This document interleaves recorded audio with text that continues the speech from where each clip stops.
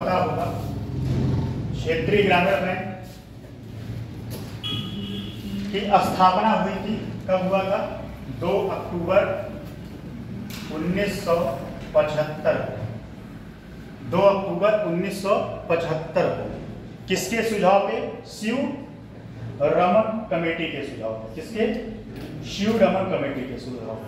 लिख लो, शिव रमन कमेटी के सुझाव पे।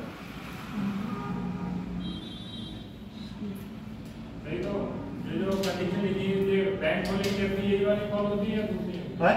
बैंक खोलने के लिए यही वाली फॉलो होती है कंडीशन जो हाँ याद रखा। क्या लगा? मैं कह रहा हूं बैंक खोलने के लिए भी यही वाली कंडीशन फॉलो होती है। हाँ, जो प्राइवेट सेक्टर का बैंक बोलते हैं, सरकारी नहीं, सरकारी तो राष्ट्रीय बैंक बोलते हैं।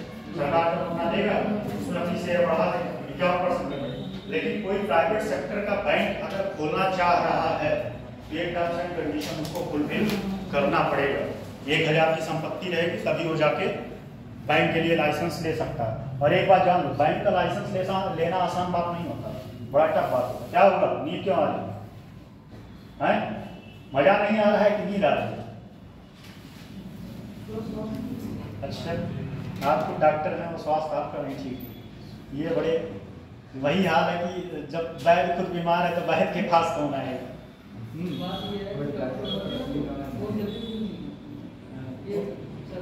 उनको अपनी दवा काम नहीं करती।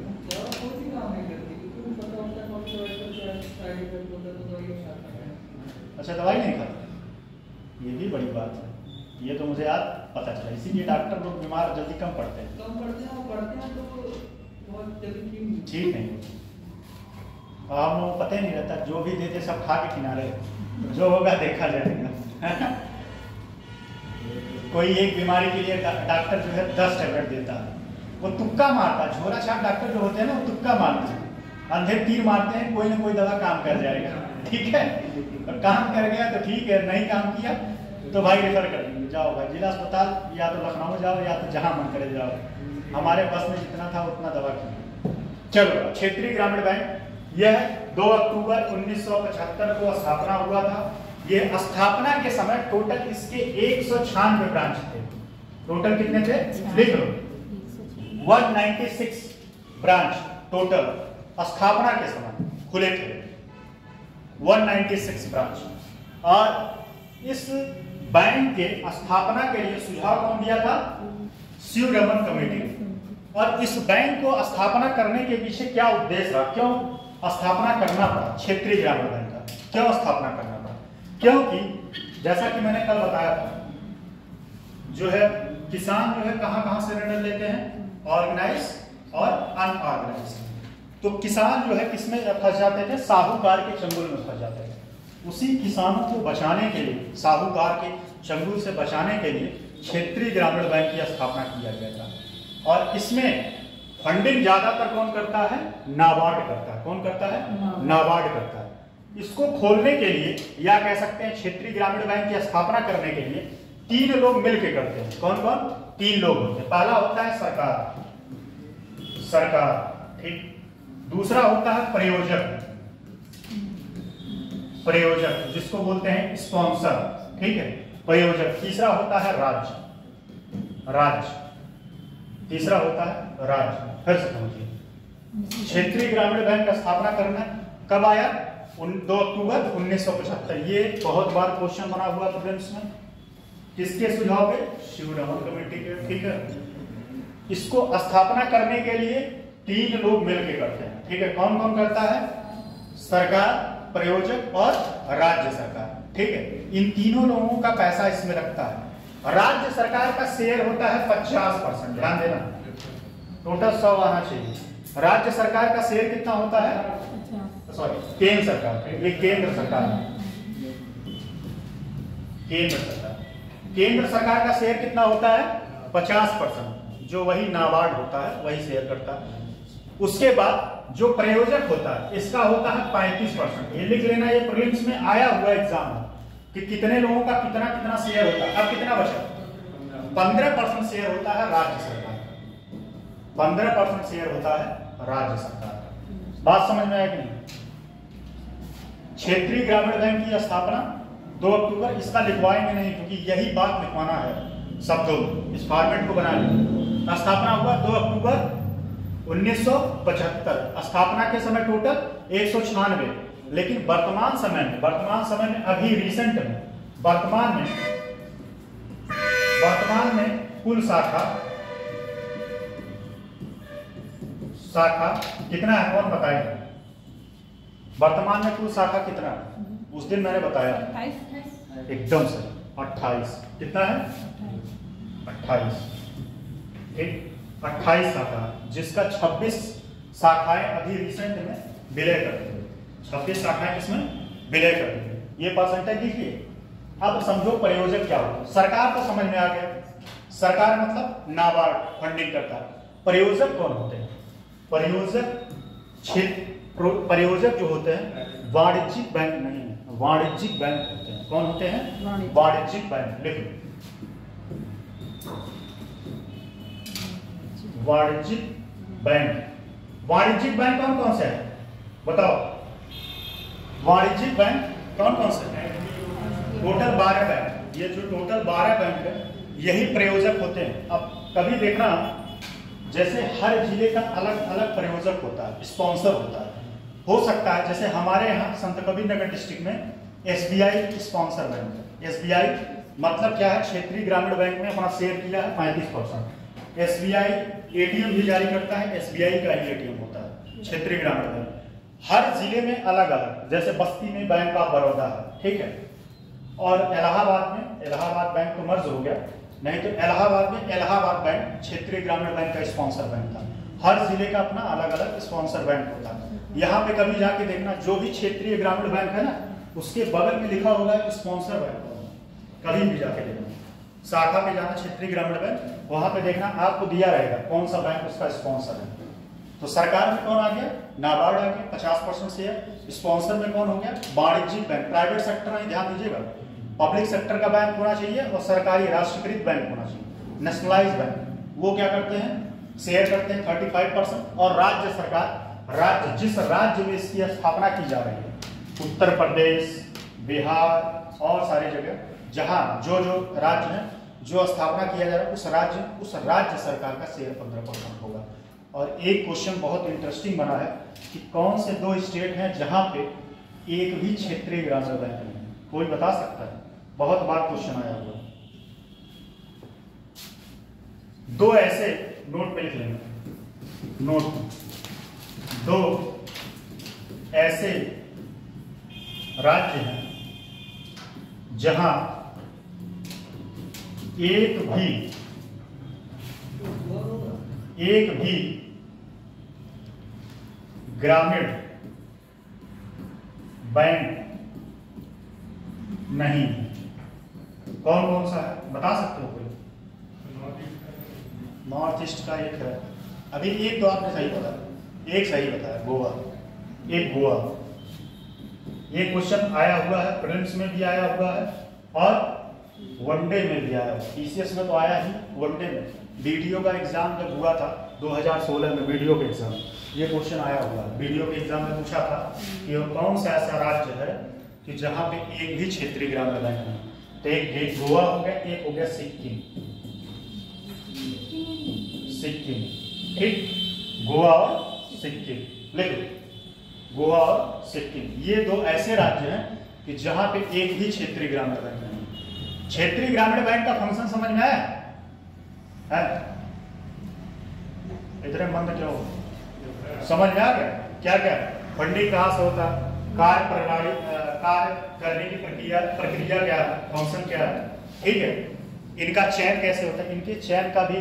अच्छा एक बात और बता दें, इस एग्जाम के बारे में जो सिलेक्शन लेता है, इसमें प्लस पॉइंट ये है कि इस एग्जाम में आज भी इंग्लिश नहीं आती है। क्षेत्रीय ग्रामीण बैंक का जो एग्जाम होता है RRB का, RRB के एग्जाम में आज भी जो है हिंदी आता है। जब हम लोग देते थे तो हिंदी आता था, उसमें इंग्लिश नहीं आता था। क्षेत्रीय ग्रामीण बैंक इंग्लिश के जगह पे हिंदी आता था। और अब पता नहीं, अब मुझे तो बहुत सारा आइडिया नहीं है, लेकिन अभी भी शायद नियम वही है, जिसकी इंग्लिश कमजोर होती थी वो क्षेत्रीय ग्रामीण बैंक में खूब मेहनत करता था, लेकिन इसका कटाव खूब जाता था। बता रहे हैं कि उस टाइम जब ये एग्जाम होता था 200 नंबर का पेपर, तब इसका फाइनल मेरिट 200 में 175 तक जाता था सिलेक्शन में। 175 नंबर क्वेश्चन सही जिसका होता था वो जाके इसमें सिलेक्शन दे पाता था। तो पेपर बहुत टफ होता था। ये है आपका आरबीआई का फंक्शन। इसके बारे में लिखवा दें कि जैसा कहिए ऐसे छोड़ दें। क्या करें, क्या करें, आप लोग क्या राय है? लिखना है, दो पॉइंट में काम नहीं चलेगा। ये पूरा पैराग्राफ है, ये पूरा पैराग्राफ है। तो ये पॉइंट जो मैंने लिखवाया वही सब सारे पॉइंट को मैं इधर उधर शब्दों में जोड़ के लिखवाऊंगा। बाकी इसमें कुछ है नहीं, कुछ भी और पॉइंट नहीं। ठीक है, समझ में आ गया कि नहीं?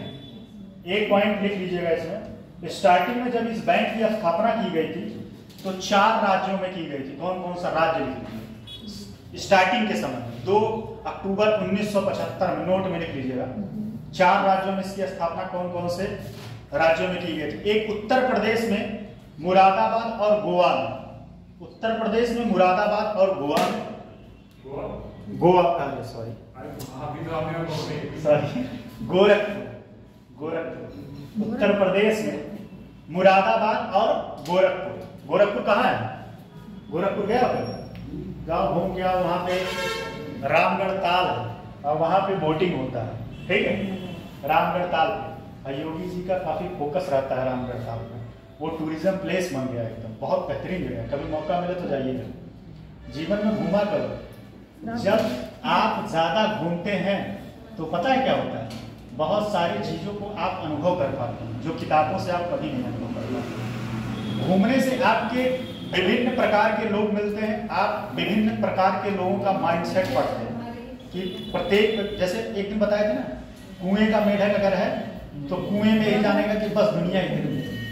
जब वो किसी दुर्भाग्यवश बाढ़ आ जाए, कुआं का पानी उफान के ऊपर आ जाए, तब उसको लगता है कि भाई दुनिया यही नहीं है, दुनिया तो बहुत बड़ा है। तब समझ में आता है कि सच में बहुत बड़ा है। तो घूमना चाहिए, मौका मिले जीवन में निकल जाओ, और बहुत ज़्यादा पैसा लेके नहीं, बस आराम से पैसेंजर ट्रेन पकड़ो या स्लीपर क्या नाम है, जनरल ट्रेन पकड़ो। बस इतना पैसा रख लो कि खाने पीने का रहे, आराम से एकदम फकीरों की तरह घूमना। इधर उधर एक कंबल रख लो, एक बैग रख लो, बस चल। तो पहला उत्तर प्रदेश में, हाँ और क्या, उत्तर प्रदेश में 2 जगह, मुरादाबाद और गोरखपुर। हरियाणा, पश्चिम बंगाल में मालदा।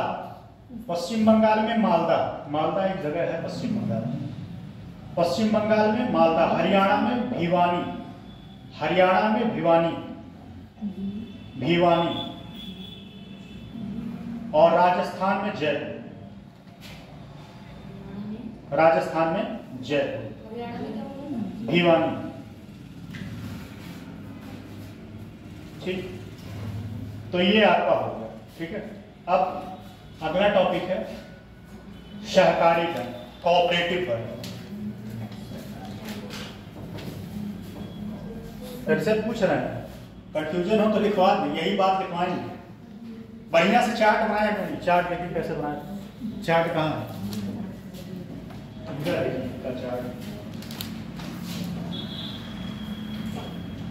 सही है। चार्ट तो बढ़िया बना दिया। 2 अक्टूबर स्थापना, सुझाव और फंडिंग मोबाइल। यहाँ भारत सरकार विलय लिया, वर्तमान में शाखाएं 28, विलय अभी रिसेंट में कितना होगा, 26 शाखाओं का विलय। एकदम सही, इनका बहुत अच्छा फॉर्मेट है। और आप भी तो बनाएंगे, सही आप लोग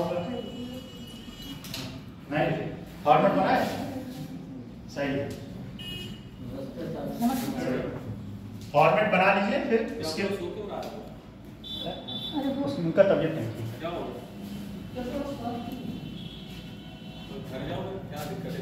ठीक है। चलो, तो क्षेत्रीय ग्रामीण बैंक कंप्लीट हो गया। ठीक है, अब आते हैं कोऑपरेटिव बैंक, सहकारी बैंक। सहकारी बैंक, ठीक, सहकारी बैंक, इसी को बोलते हैं कोऑपरेटिव बैंक। ठीक है, कोऑपरेटिव बैंक पहले थोड़ा सा लिखो क्योंकि नींद आ रहा है। इसमें भी वही कार्य प्रणाली है, बहुत पहले मैं समझा चुका हूँ इस सारी चीजों को। देखो इसमें समझ लो 3 स्तर पे होता है, समझ लेते हैं पहले। 3 स्तर पे बैंक कार्य करता है। पहला होता है राज्य, ठीक, दूसरा होता है जिला, ठीक, तीसरा होता है, तीसरा कौन होगा, क्षेत्र या ग्रामीण, क्षेत्रीय, क्षेत्रीय या ग्रामीण। ये 3 स्तर पे काम करता है, ठीक है। राज्य का जो होता है इसको बोलते हैं राज्य सहकारी बैंक। क्या बोलते हैं, राज्य सहकारी बैंक। लेकिन जिला का जो होता है जिला केंद्रीय सहकारी बैंक। ध्यान देना, लिख लेना इसको, जिला केंद्रीय सहकारी बैंक। ये एक बार अभी रिसेंट में एग्जाम में पूछ के पानी दे दिया, पानी नहीं दिया। आज मेरा व्रत है, उसमें साफ है।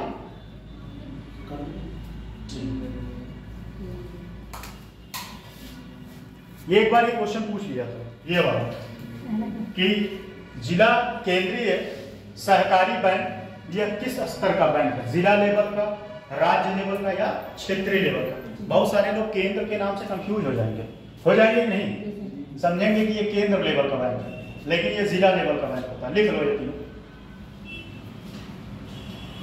देखो। और इसके बारे में थोड़ा सा समझ लेते हैं। इसमें जो है, इसपे स्वामित्व किसका होता है, इसमें स्वामित्व 2 लोगों का होता है। एक तो होता है स्वामित्व, एक होता है आरबीआई का, ठीक है, और दूसरा होता है, एक होता है आरबीआई का, दूसरा होता है सरकार का, और तीसरा कोई व्यक्ति नहीं होता। कौन होता है, सरकार का, ठीक। आरबीआई स्वामित्व मतलब ये कहने का मतलब है कि पैसा इसमें लगाने नहीं, कौन गवर्न करता है, ठीक है, इसको कौन गवर्न करता है, ठीक। कोई दिक्कत है तो दवा मंगाए। सर गवर्न का मतलब रूल किसका चलता है, ठीक है, रूल कौन करता है, तो रूल 2 लोग मिलकर करते हैं, क्षेत्रीय ग्रामीण बैंक और कौन करता है, सहकारी बैंक, ठीक। सरकार में नाबार्ड करता है, कौन करता है सरकार में, नाबार्ड। इसमें एक समस्या यह आ गया था, पहले तो इसमें आरआरबी कोई इंटरफेयर नहीं करता था, सॉरी आरबीआई, पहले आरबीआई इसमें इंटरफेयर नहीं करता था। लेकिन अभी पिछले साल, रिसेंट पिछले साल पंजाब और बॉम्बे में बहुत भयंकर करप्शन हुआ था कोऑपरेटिव बैंक में। पैसा लेके सब गायब, जो पैसा जमा था जितने लोगों का पैसा बैंक में लेके सब भाग गए, पता नहीं चला। इस वजह से इस पे आरआरबी को इंटरफेयर करना पड़ा कि अब क्या है, आरबीआई जो रिजर्व बैंक ऑफ इंडिया इस पे रूल रेगुलेशन बनाएगा। बात समझ में आया कि नहीं। ये कितने स्तर का होता है, 3 स्तर का, राज्य, ठीक है, फिर उसके बाद जिला, फिर उसके बाद ग्रामीण, क्षेत्रीय ग्रामीण बैंक, जिस क्षेत्रीय ग्रामीण है, क्षेत्रीय सहकारी बैंक, क्षेत्रीय ग्रामीण सहकारी या क्षेत्रीय ग्रामीण बैंक, दोनों बात। तो लिख लो जरा, लिख लो, लगता है आपका कंप्लीट हो जाएगा जिस तेजी के साथ आप लोग चल रहे हैं। अभी 1 घंटा हो रहा है, हाँ, और 1 घंटा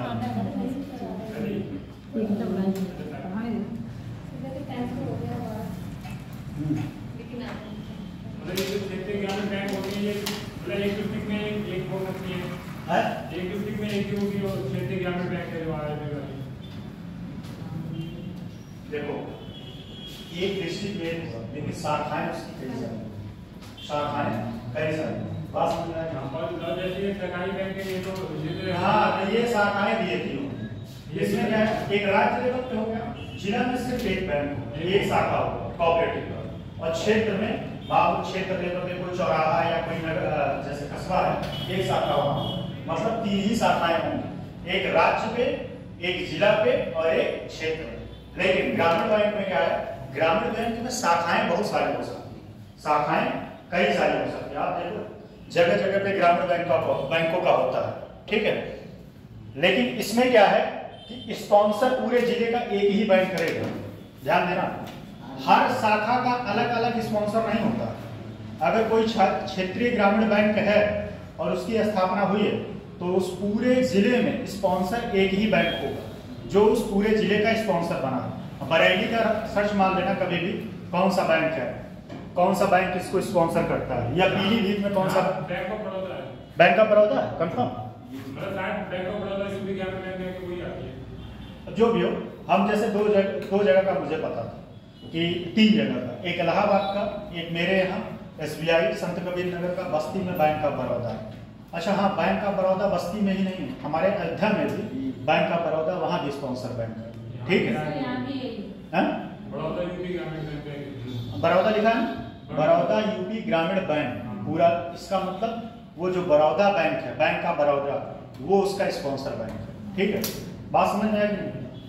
कभी जाके किसी दूसरे स्टेट में चले, अच्छा सही बताएं तो पहले मुझे नहीं, हम सोचते थे भाई ये अलग अलग क्यों हो जा रहा है। कहीं देख रहे हैं लिखा रहता था कि स्टेट क्या बोलते हैं, बैंक ऑफ बड़ौदा सिंपल हो गया। हाँ, फिर उसके बाद पंजाब नेशनल क्षेत्रीय ग्रामीण बैंक, अलग अलग। तो मैं सोचता था कि ऐसा क्या है। जब मैं बहुत डिटेल पढ़ा तब समझ में आया कि भाई हर जिले का अपना स्पॉन्सर होता है, जिस जिले में जो स्पॉन्सर है उसी के नाम से वो बैंक चलता है। ATM कार्ड भी उसी में जारी है। ठीक है, आज ATM कार्ड भी पढ़ाएंगे, कितने टाइप के ATM होते हैं। एक व्हाइट लेबल, ठीक है, एक ब्राउन लेबल, एक पिंक लेबल जो स्पेशली आप लोगों के लिए होता है, एक ऑर्गेनिक लेबल का ATM बैंक होता है। ठीक है, व्हाइट लेवल का, अगर वहां तक पहुंच गए तो लिखिएगा सरकारी बैंक। ये बहुत इंपॉर्टेंट है प्रीलिम्स और मेंस दोनों के लिए, इसीलिए मैं लिखवा रहा हूं। सरकारी बैंक की स्थापना आपसी सहयोग के उद्देश्य।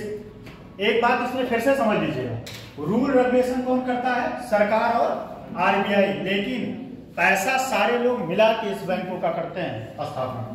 तो सहकारी बैंकों की स्थापना आपसी सहयोग के उद्देश्य से, आपसी सहयोग के उद्देश्य से, आपसी सहयोग के उद्देश्य, आपसी सहयोग के आधार पर, आपसी सहयोग के आधार पर, आराम है ना, पानी वानी पी लो, थोड़ा सा आराम लगे। आप क्या है, फीवर है, फीवर आपका? इस टाइम जो है मौसम बड़ा उल्टा चल रहा है, सुबह के टाइम ठंडी लगता है, दिन में गर्मी लगता है, और थोड़ा भी इधर उधर कुछ भी पटांग खा लिए फिर उसके बाद हालत खराब। खाने पीने के समय विशेष ध्यान दीजिए और मच्छर से बचिए। हम समझ नहीं पाते दुनिया का सारा मच्छर इस पीलीभीत में। सही बता रहे हैं, सही बता रहे हैं। हमें लगता है जितने पूरे प्रदेश में मच्छर होंगे उतना सिर्फ अकेले पीलीभीत में। हम लोग अगर गलती से थोड़ा रूम खोल दें ना तो रूम में आके एकदम तबाही मचा देते हैं। अगर छत पे गलती से रात में चले जाओ तो भाई एक तरफ से सारे छेक लेते हैं एकदम। लगता है कि अगर उन लोगों के बस चले, उन लोगों को बस चले टांग के उठा के लेके चले जाए। सही बता रहे हैं, इतने मच्छर हैं। आप लोग पता नहीं कैसे रहते हो। और हमारी आदत है ना, मच्छर आदत, हमारी आदत है कि हम मच्छरदानी में सो नहीं पाते, हमको बड़ी उलझन होती है। मजबूरी है क्या करें, या तो डेंगू हो बीमारी पकड़वा लें या तो मच्छरदानी लगाए, दोनों से एक काम है। मुझे 2-3 बार डेंगू हो चुका है। एक बार मेरा प्लेटलेट 35,000 आ गया, डॉक्टर बोला इसको एडमिट करो नहीं तो कहीं से ब्लडिंग शुरू हो जाएगा, बचाना मुश्किल हो जाएगा। उस टाइम मेरा प्लेटलेट 35,000 आ गया था। और एक बार मेरा प्लेटलेट 51,000 आया था। तो उस बार भी सिम्टम्स थे लेकिन बहुत तेजी के साथ रिकवर हुआ। एक बार मेरा 51,000 प्लेटलेट आया। बताइए डॉक्टर साहब क्या कारण है? बार बार मेरा 3 बार मेरा प्लेटलेट डाउन हुआ था। पहली बार 51,000, दूसरी बार पहली बार 91,000, दूसरी बार 51,000, तीसरी बार 35,000। 35,000 आया था। भाई दुश्मन का भी प्लेटलेट डाउन ना हो, सच बता रहा। प्लेटलेट डाउन हुआ तो लगता था कि शरीर में जान नहीं, बस दिन भर पड़े रहो, इतनी मतलब वीकनेस थी। उस टाइम मैंने खूब बकरी का दूध पिया, खूब बकरी का दूध। और कीवी फल आता है, कीवी फल और पपीता, ये तीनों चीज मैंने खूब खाया और पिया, तब जाके मेरा 1 हफ्ते में रिकवर हुआ। तो इस डेंगू यहाँ बहुत तेजी के साथ फैलेंगे भगवान से, इसीलिए मच्छरदानी का यूज़ करो। हो सके तो वो कौन सा बोलते हैं, कौन सा लगाने वाला, क्रीम ओडोमॉस, उसको लगा के सो, जिससे मच्छर ना काटे। ठीक है, नहीं ये तराई क्षेत्र है ना, तराई क्षेत्र की वजह से यहाँ पे मच्छर ज़्यादा है। और एक बात और, मच्छर कब पनपते हैं पता है? न ज़्यादा गर्मी न ज़्यादा ठंडी, और सेम उनके लिए अनुकूल टेम्परेचर यहाँ है, न ज़्यादा गर्मी होता है। इलाहाबाद में मच्छर पता है बारिश में थोड़ा बहुत आते हैं, ज्यों ही गर्मी शुरू हुआ मच्छर पता नहीं कहाँ चले जाते हैं। खोजते रहो, टार्च लेके खोजते रहो, मच्छर एक भी नहीं मिलेगा, इतनी गर्मी। और हमें लगता है वो सब वहाँ से जो है क्लाइम करके यहीं चले जाते हैं। चलो लिखो, सहकारी बैंकों की स्थापना आपसी सहयोग उद्देश्य से आपसी सहयोग के आधार पर आरंभ हुई। यहाँ तक हो गया, आरंभ हुई। इसके सदस्य अपना अधिशेष, मतलब धनराशि, जो अधिक धनराशि होती है अधिशेष, इसमें जमा रखते हैं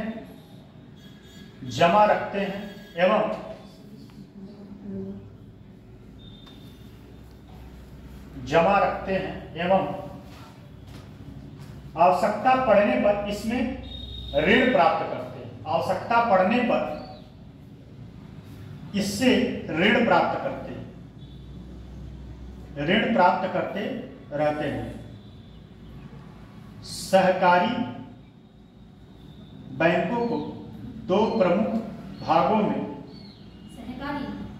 सहकारी, जहां भी बोलेंगे सहकारी ही होगा, सरकारी मत लिख देना, सरकारी जब होगा तो मैं बताऊंगा। सहकारी बैंकों को दो प्रमुख रूपों में वर्गीकृत किया गया। अच्छा एक चीज और बताएं, इसका और थोड़ा सा जीता जाता है एग्जाम्पल, समूह जानते हो नहीं, जैसे गांव में पहले क्या चलता था,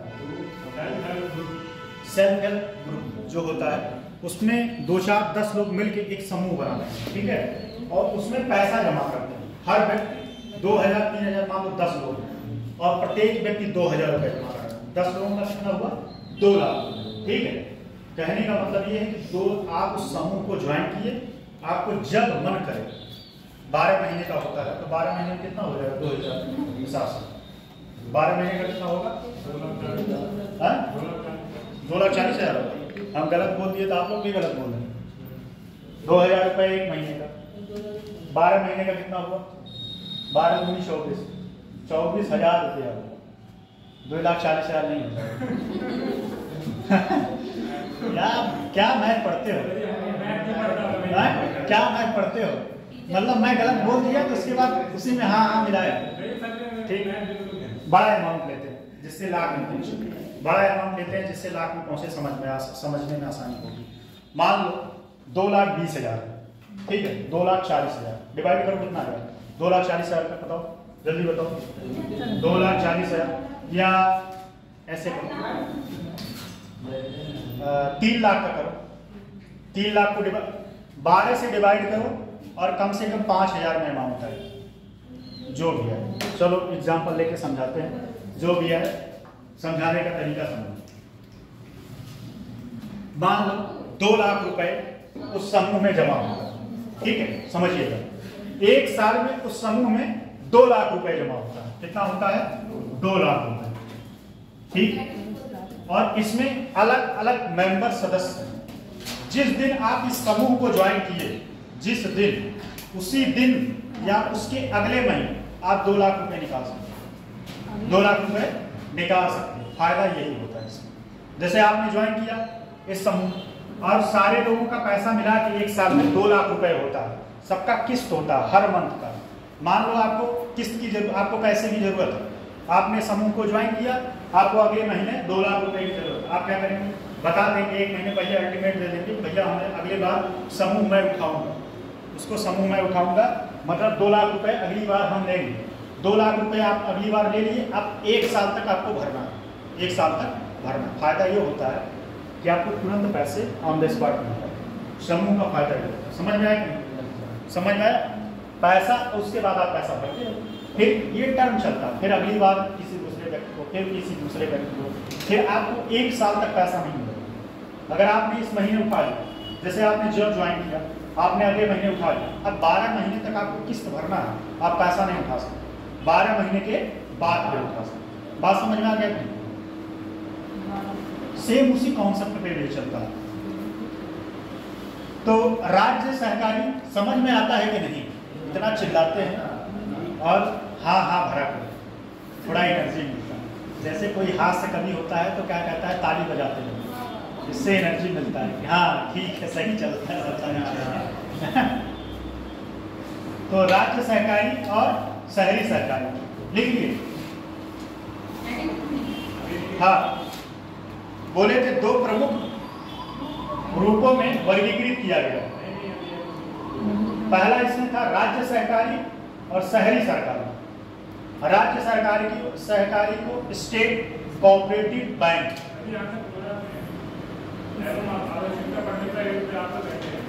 पूरा नहीं बोले क्या? पढ़ने पर इससे ऋण प्राप्त कर सकते हैं। ठीक, सहकारी बैंकों को दो प्रमुख रूपों में वर्गीकृत किया जा सकता है, यहाँ तक बोल चुके। पहला इसमें है राज्य सहकारी, जिसको बोलते हैं state cooperative bank, state cooperative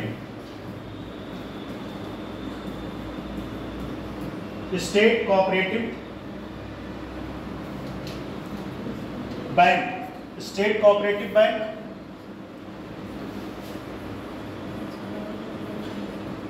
state cooperative bank पहला है, और दूसरा है अर्बन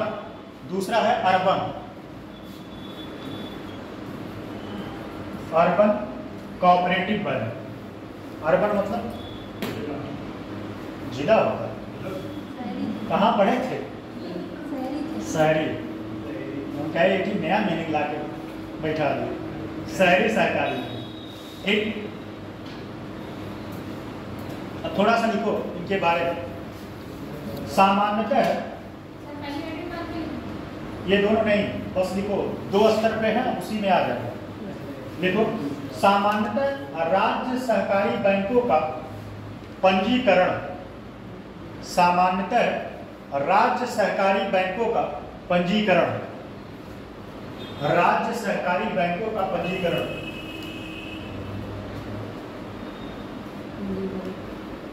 राज्य सहकारी समिति अधिनियम के अंतर्गत, राज्य सहकारी समिति अधिनियम के अंतर्गत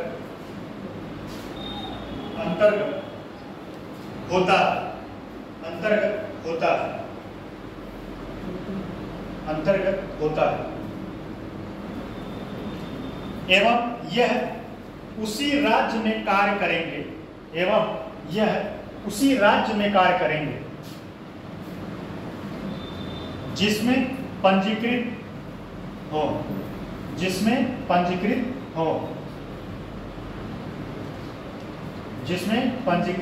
हो। जिला स्तर पर यह, इसको अंडरलाइन करना इस शब्द को, जिला स्तर पर यह केंद्रीय सहकारी बैंक कहलाते हैं। यह अंडरलाइन करना इंपॉर्टेंट है। जिला स्तर पर यह केंद्रीय सहकारी बैंक। अब पेपर में ऐसे पूछेगा, केंद्रीय सहकारी बैंक ग्रामीण लेवल पे है कि राज्य लेवल पे है कि सेंट्रल लेवल पे है। बहुत सारे लोग सेंट्रल लेवल पे मार के अपना पीठ थपथपाएंगे, बहुत सही, एक क्वेश्चन सही मार दिया। जब उसके बाद आंसर किया आएगा, अरे यार गलत हो गया, ये गलत नहीं होना चाहिए है। तो पहला है जिला स्तर पर यह केंद्रीय सहकारी बैंक कहलाते हैं, जबकि ग्रामीण स्तर पर यह प्राथमिक कृषि, जबकि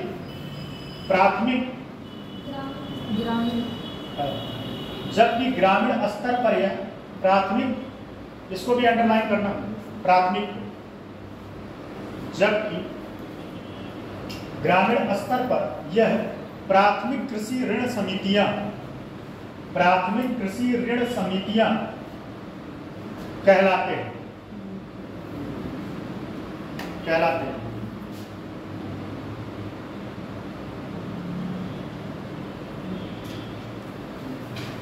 और इसके लिए बाकायदा रजिस्ट्रेशन कराना पड़ता है।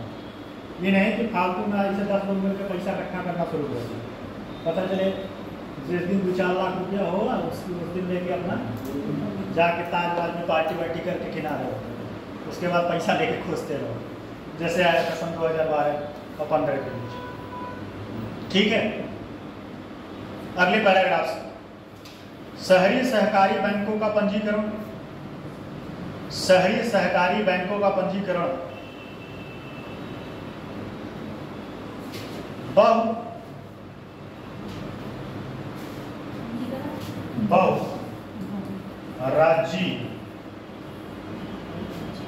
बहुराज्यीय सहकारी समिति, बहुराज्यीय सहकारी समिति अधिनियम के अंतर्गत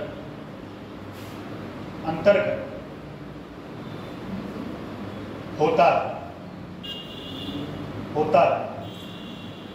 ठीक होता है। यह बैंक एक से ज्यादा राज्यों में कार्य कर सकते हैं।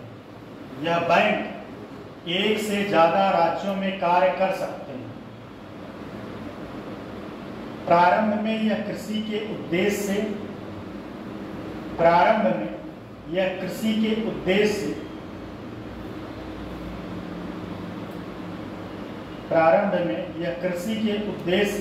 ऋण नहीं दे सकते थे। ध्यान दीजिएगा, ऋण नहीं दे सकते थे, परंतु वर्तमान में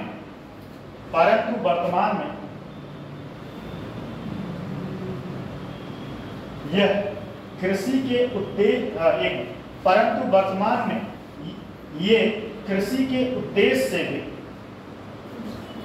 उद्देश्य से भी ऋण दे सकते हैं। कृषि के उद्देश्य से भी ऋण दे सकते हैं। क्या हुआ, लिख रही हो? हम कहे नहीं दे रहे हो, पता चला टेक लगा के ऋण दे सकते हैं। ठीक है, पैराग्राफ चेंज करके लिखिएगा। आरंभ में सहकारी बैंक के नियंत्रण, आरंभ में सहकारी बैंक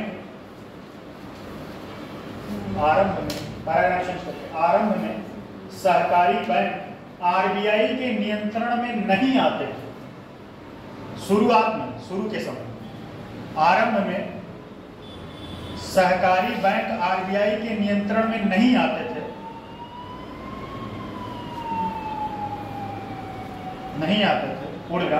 इन्हें राज्य सरकारें नियंत्रित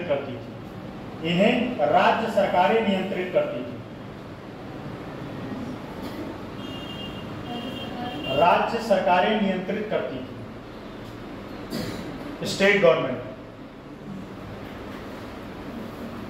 और आपको एक बात और बताएं, शिवपाल सिंह का लड़का पूरे प्रदेश के सहकारी बैंक का अध्यक्ष था। शिवपाल सिंह का लड़का, शिवपाल को जानते हो? पहले बताओ कौन है शिवपाल?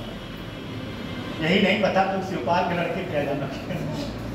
पता चले तो सीता ही नहीं पता तो रावण के बारे में क्या पता? हाँ, समाजवादी पार्टी के। और एक बात और बताएं, अखिलेश यादव के चाचा शिवपाल सिंह यादव। और शुरू में जो है सहकारी बैंक, शिवपाल सिंह यादव का लड़का सहकारी, पूरे प्रदेश के सहकारी बैंक का अध्यक्ष था। सोच लो कितना पैसा कमाता है पूरे प्रदेश का।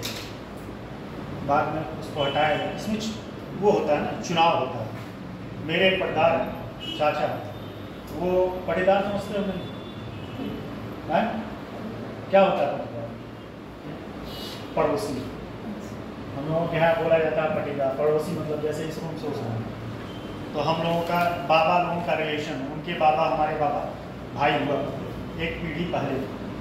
तो हमारे पटीदार वो इस समय कोऑपरेटिव बैंक के सचिव, उनका चुनाव हुआ जिला स्तर। और एक बाबा हैं, वो भी कोऑपरेटिव बैंक के जिला स्तर के अध्यक्ष थे। जिला स्तर उन लोगों के पास बहुत पावर होता था, लेकिन पैसा कुछ नहीं मिलता था। समितियों में चयन करने का बहुत पावर था और चाहते तो खूब पैसा कमाते, लेकिन कमा नहीं पाते।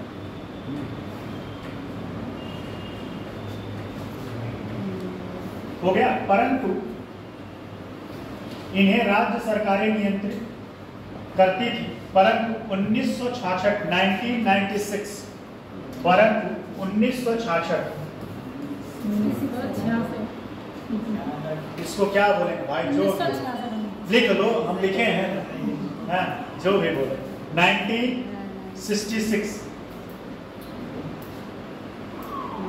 1966 में सहकारी बैंकों को आरबीआई के आंशिक नियंत्रण में लाया गया। आंशिक मतलब उस पर गवर्न करता था लेकिन बहुत कम मात्रा में, आंशिक नियंत्रण में लाया गया। परंतु वर्ष 2020 में पंजाब एवं महाराष्ट्र में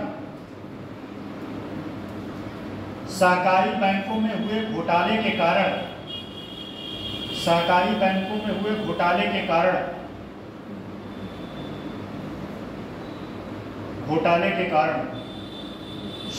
बैंकों पर आरबीआई के नियंत्रण को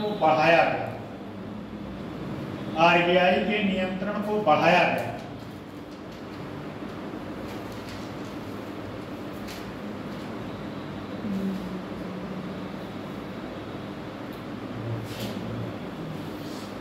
परंतु अभी भी PACS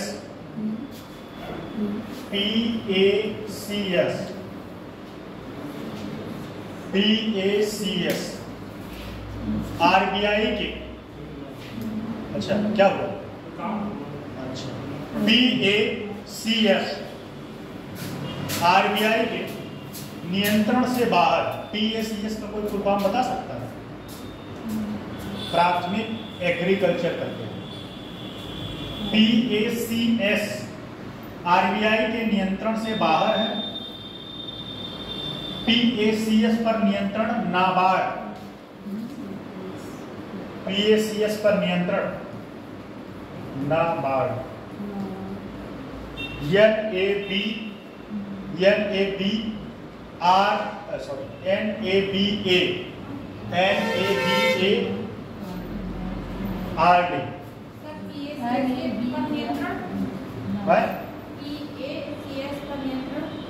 नियंत्रण से बाहर।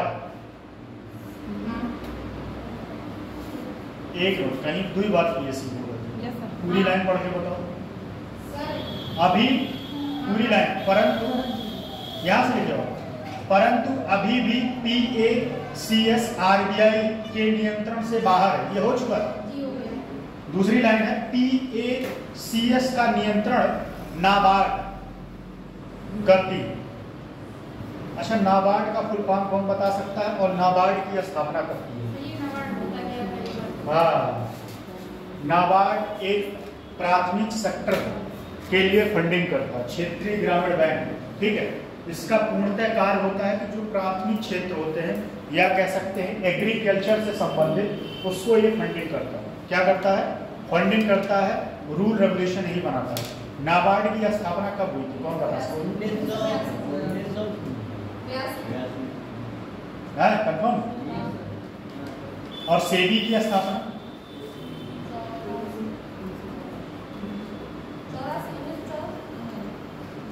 88। सेबी की स्थापना, सेबी क्या करता है?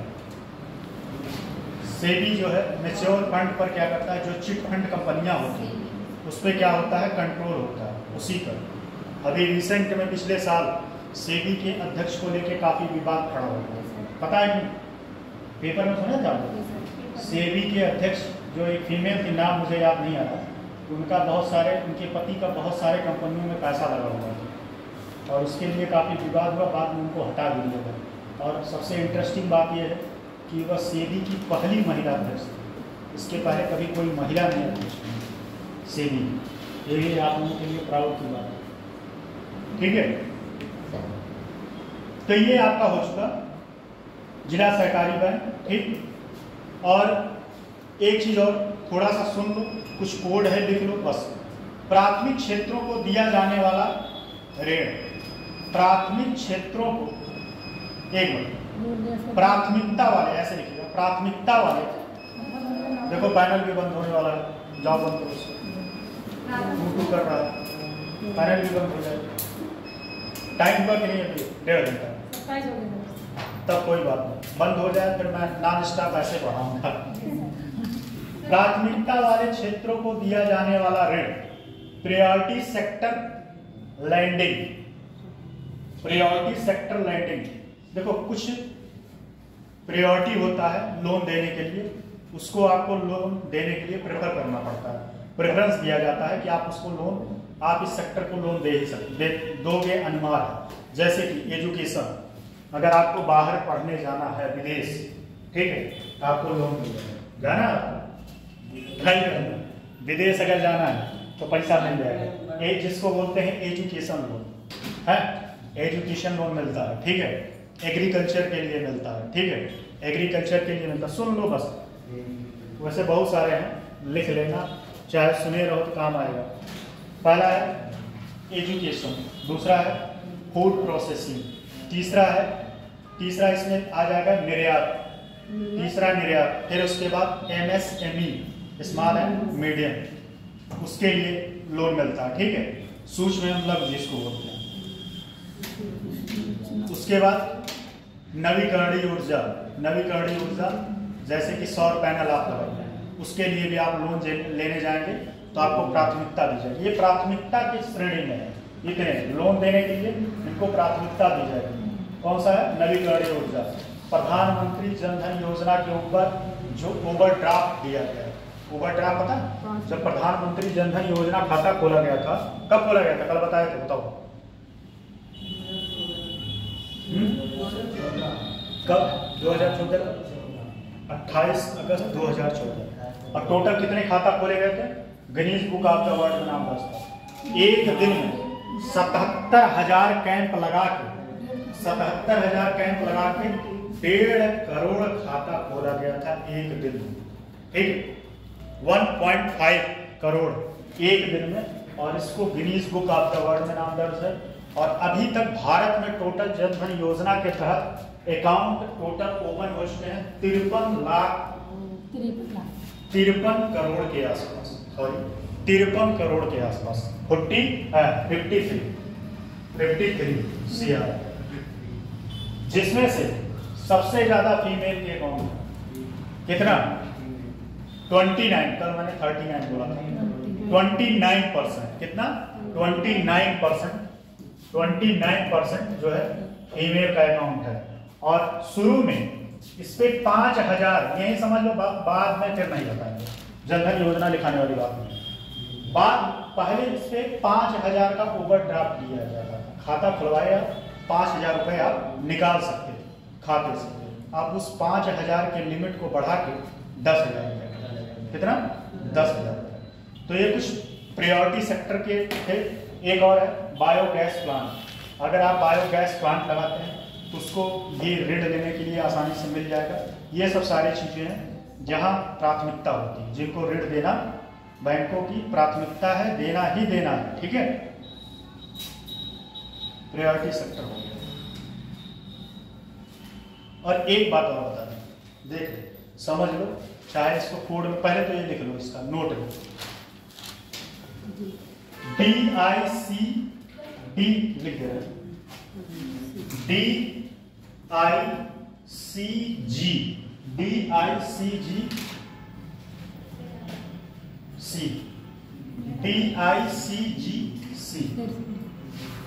सब फुल फॉर्म पूछा हुआ। डिपॉजिट इंश्योरेंस, ये क्या बड़ा आदमी समझाता है। Deposit insurance and credit guarantee, deposit insurance and credit guarantee, credit guarantee corporation, ऐसे सुन लो, deposit insurance and credit guarantee scheme. और इस पे पूर्णतः RBI का कंट्रोल है। किसका है? RBI, पूर्णतः जो है RBI का कंट्रोल है। इस पे लिख लो, नोट RBI। और आपको बता दें, एक खुशी वाली बात बता दें, जिस बैंक में, मान लो आपका पीएनबी बैंक में पैसा जमा हुआ है और पीएनबी बैंक दिवालिया हो जाए, क्या हो जाए? दिवालिया हो जाए। ठीक है, दिवालिया मतलब बैंक करप्ट हो गया। बैंक करप्ट मतलब बैंक खत्म होने के बाद बैंक दिवालिया घोषित हो गया, उसके पैसे सारे इधर उधर करप्शन में सब गायब हो गए और बैंक डूबने के कगार पे। तो प्रत्येक व्यक्ति को 5 लाख रुपए मिलेगा। भगवान से मनाओ, अगर आपके खाते में पैसा नहीं है, मनाओ बैंक डूब गया, बैंक डूब गया। तो आपको 5 लाख रुपए, अगर आपके खाता खुला है पीएनबी बैंक, तो आपको 5 लाख रुपए जो है क्या मिलेगा? गारंटी के रूप में। ये कौन देगा? यही देगा। ये जो है कौन? DICGC। अच्छा, ये ऐसे नहीं देता, फ्री में सबको नहीं देता पैसा। 1000 रुपए में 25 पैसा इसको जाता है। प्रति 1000 रुपए में 25 पैसा इसको मिलता है। कितना मिलता है? 25 पैसा। अब सोचो कितना बैंकिंग में पैसा जमा है और कौन सा बैंक दिवालिया घोषित हो रहा है? कोई हो रहा है? ये पैसा लेके गट्ट पड़ा है। मनाओ कि बैंक डूब जाए, 5 लाख मिलेगा। अब कंडीशन किसमें? फायदा और नुकसान दोनों है। सपोज करो आपका जो है 10 लाख रुपए जमा है, तब भी आपको 5 लाख रुपए मिलेगा। और अगर आपको 1 रुपए जमा है, 1000 जमा है, तब भी 5 लाख रुपए मिलेगा। मतलब बैंक का सारा सिस्टम क्रैश हो गया, कोलैप्स हो गया। बैंक का कोई डाटा नहीं, सारा सिस्टम हैक हो गया, कोई डाटा नहीं, किसी का कोई रिकॉर्ड नहीं। आप जाके मुझसे बोल दीजिए मेरा 1 करोड़ रुपए जमा, कहेगा ठीक है 1 करोड़ था, 5 लाख रुपए लो जाओ। तो ये जो है आपको समझ में आया कि नहीं? गारंटी कौन देता है? इसका नोट में लिख लो, कथा नहीं बता रहा, लिख लो कितना मिलेगा? 5 लाख। ये पूछा हुआ एग्जाम में।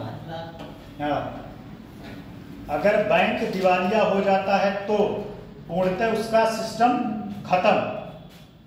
वो कौन सा? खत्म। एक आता है इसी पे रील खूब बनता है, खत्म। हाँ, ये राहुल गांधी ने बोला था, खत्म। इसका रील खूब वायरल बनता है। तो अगर पूर्णतः बैंक अपने आप को दिवालिया घोषित, खत्म, कहानी, उसका कुछ नहीं है, कोई रिकॉर्ड नहीं है, तब आप प्रत्येक व्यक्ति को, जिसका ओपन खाता है उसको नहीं, सबको, प्रत्येक व्यक्ति को 5 लाख रुपए मिलेगा गारंटी के तौर पे। कौन देगा? यही देगा। DI क्या फुल फॉर्म क्या है? Deposit insurance credit guarantee corporation. ठीक, समझ में आ गया बात? और एक बात ध्यान दीजिएगा, ये जो पैसा मिलेगा आपको, जैसे बैंक मान लो आज दिवालिया घोषित हो गया, 60 दिन के अंदर आपके अकाउंट में मतलब 60 दिन के अंदर आपको 5 लाख रुपए मिल जाएगा। अब चाहे अकाउंट में ट्रांसफर हो चाहे जैसे हो, 60 दिन के अंदर आपको 5 लाख रुपए मिल जाएगा। और प्रत्येक 100 रुपए में 25 पैसा इसके पास जाता है। इसका स्वामित्व किसके पास है? RBI के पास। इतनी बात समझ में आ गई? बोलिए। तो ये समझ में आ गया। तो अब अगला है, अब आगे चलते हैं। और आप लोगों ने बहुत सुना होगा NPA। ये कौन सी वाला है? NPA।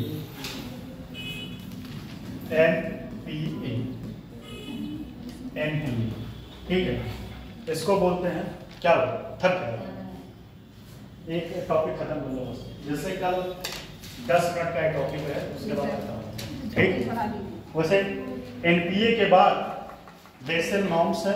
ठीक है, बेसल नॉर्म्स से प्रीलिम्स में बहुत क्वेश्चन बनता है। बेसल नॉर्म्स है और कुछ एक बैड बैंक का कॉन्सेप्ट आया था। बैड बैंक समझ लो, बहुत मस्त कॉन्सेप्ट है बैड बैंक। बैड बैंक पता है 2021-22 में आया था और इसी NPA को खरीदने के लिए बैड बैंक का कॉन्सेप्ट आया था। तो आज नहीं समझ पाओगे, कल समझ लेना, लेकिन समझ पाओगे। NPA का फुल फॉर्म लिख लो, नॉन परफॉर्मिंग एसेट। नॉन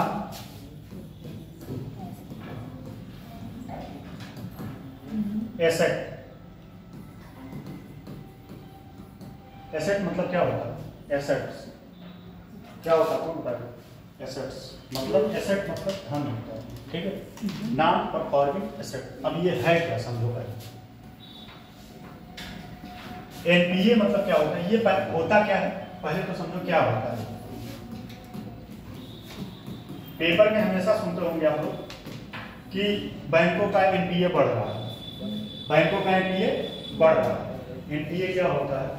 जब कोई बैंक किसी कस्टमर को लोन देता है, जब कोई बैंक किसी कस्टमर को लोन देता है, अगर उस लोन पर उसे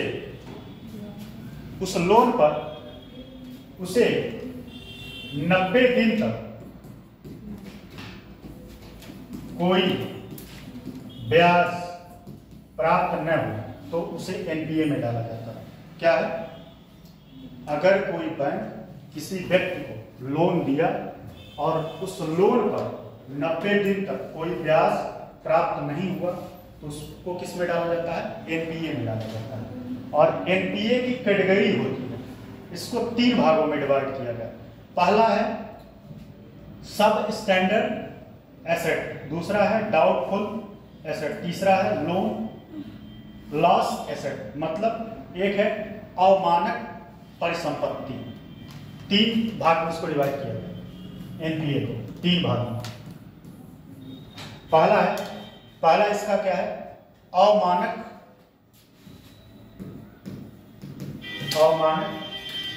संपत्ति। दूसरा है अवमानक परिसंपत्ति। अवमानक परिसंपत्ति। संपत्ति और परिसंपत्ति में फर्क होता है, कोई बता सकता है? संपत्ति और परिसंपत्ति में दोनों में फर्क होता है। चलो, अवमानक परिसंपत्ति, दूसरा होता है संदिग्ध है? क्या हो? संदिग्ध परिसंपत्ति। दूसरा है संदिग्ध, क्या हुआ? कुछ छूट गया? संदिग्ध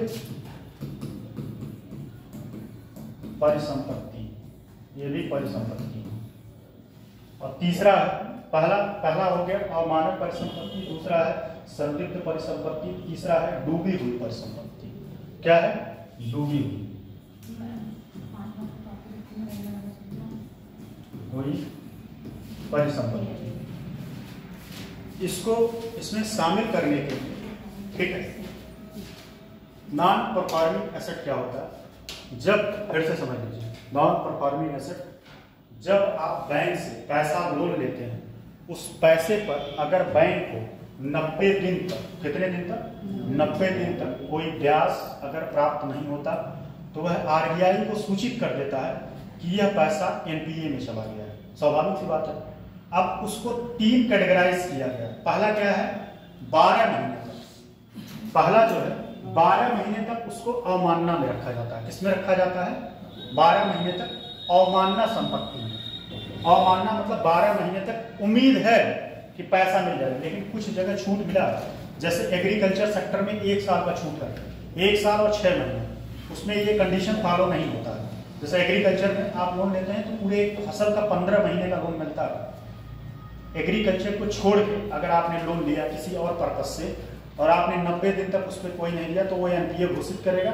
एनपीए पहला होगा 12 महीने तक इसमें रहेगा, 12 मंथ तक इसमें रहेगा, 12 मंथ तक अवमानना संपत्ति में रहेगा, 90 दिन से 12 महीने तक।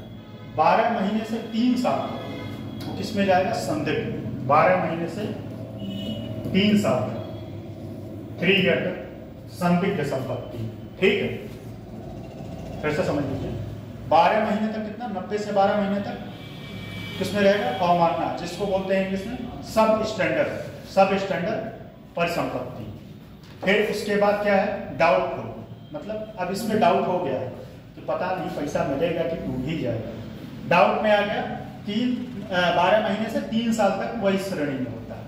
और जब 3 साल से ज्यादा हो जाए, 3 साल से ज्यादा, तब वह डूबने के कगार पे चला जाता है कि अब भैया पैसा डूब गया, पैसा मिलने कोई गुंजाइश नहीं। तब उसके बाद क्या होता है? बैंक अलग अलग प्रोसेस फॉलो करता है और क्या करता है? कुछ लोगों की संपत्ति कुर्की करवाने लगता है। कुर्की मतलब जानते हो नहीं आप लोग? नीलाम करना, हाँ, नीलामी करवाएगा। अच्छा, कभी भी जैसे बैंक में क्या होता है, अगर बैंक में कोई है आपके रिश्तेदार, उससे पूछना बहुत सारे जमीन को कम पैसे में दिलवा देते हैं। जैसे बैंक को अपने पैसे से मतलब है, ठीक है। मान लो उसने 20 लाख रुपया दिया, बैंक ने किसी व्यक्ति को 20 लाख रुपया, 4 5 जो, ठीक। मान लीजिए किसी व्यक्ति को उसने 20 लाख रुपया दिया, ठीक है। अब उसको अपने 20 लाख से मतलब है ना, उसको 50 लाख से मतलब तो है नहीं, वो अपना 20 लाख आपसे असूलेगा। अब वो संपत्ति का कुर्क कराएगा, ठीक है। कभी कभी क्या होता कि संपत्तियां सस्ते मिल जाती, मैं नाम नहीं लेना चाहूँगा, मेरे एक रिलेशन में है, जो है सन 2003-4 के आसपास की बात है, 2 कमरा बना बनाया और लगभग 1-1.5 हिस्से के आसपास की जमीन 2.5 लाख रुपए में पा गए थे। 2.5 लाख रुपए, सोच लो, 2 कमरा बना बनाया और लगभग 1.5 हिस्से की जमीन 2.5 लाख रुपए में मिल गया था, क्योंकि बैंक से लोन कराई थी एक बुढ़ी, एक दादी औरत जो लोन कराई थी। और हुआ क्या कि वो अपने बच्चे को लोन का पैसा देती थी, वो खा के अय्यासी करता था। अब भाई उस औरत को पता रहता था कि भाई हमारा लोन जमा हो रहा है। बाद में जब बैंक का नोटिस आने लगा तो पता चला कि लोन का पैसा जमा ही नहीं होता था, और बैंक जो संपत्ति था वो कुर्की के करार पर पहुंची है, नीलामी की। नीलामी में इनको पता नहीं कैसे पता लगा बैंक से, तो जाके अपना नीलामी में बोली लगा के अपना ले ली। तो फायदा क्या होता है कि ज़्यादा वैल्यूएशन की ज़मीन आपको कम पैसे में मिल जाती है। कभी कभी जो गाड़ी होता है ना, गाड़ी खिंचा के चला गया, अब पैसा जो आप बाइक या 4 व्हीलर लेते हो वो एजेंसी वाला थोड़ी आपसे पैसा लेता है, वो तो अपना बैंक से पैसा ले लिया, अब वसूलने का काम बैंक का है। अगर आप पैसा नहीं दे पाते तो गाड़ी आपका खींच के घर से चली जाएगी, अब वो कहीं ना कहीं सेल करेगा, कम पैसे में वो सेल कर देता है, ये फायदा होता है। तो कहने का मतलब क्या है, एनपीए वो हो जिसमें 90 दिन तक ना मिले पैसा ब्याज दर, उसके बाद पहले में 90 से 12 दिन किसमें रखा जाता है, सब स्टैंडर्ड में, उसके बाद डाउट में, उसके बाद डूब गया। 3 साल से ज्यादा जब हो गया तो डूब गया। डूबने करार के बाद फिर क्या करता है, कुर्की करवाता है अपने पैसे को रिकवर कराने के लिए। अब बहुत सारे लोग अपने आप को दिवालिया घोषित कर देते हैं तो पैसा रिकवर नहीं हो पाता, वो पैसा डूब ही जाता है, ठीक है। इसी से संबंधित एक कॉन्सेप्ट और था जो इन संपत्तियों को खरीदने का काम कर रहा है, और आप लोग, मुझे लगता है कि चेहरा एकदम खराब है। एक कॉन्सेप्ट था बैड बैंक का, बैड बैंक का। ये अभी ये कॉन्सेप्ट बहुत पहले से था, 2013 से ही था बैड बैंक का कॉन्सेप्ट, ठीक है। लेकिन 2021-22 में निर्मला सीतारमण इस पर बहुत ज़्यादा फोकस करके एनपीए को खरीद, चलो कर लीजिए आप, मैं समझ रहा हूँ, भावनाएं में समझ जाता हूँ, वो बोले और मुझे ऐसे कोई पढ़ाए इतना समझा के और पूरे दिन बैठा रहा, रटने का कोई चीज़ बताओ 10 दिनों में सिर्फ कॉन्सेप्ट पे खेल चल रहा है, उसके बाद बोर हो गया क्या, कितना देर बंद हो गया, 40 हो गए, उग गए थे, नहीं उगे तो बताओ, अभी शुरू कर देता है बंद करना।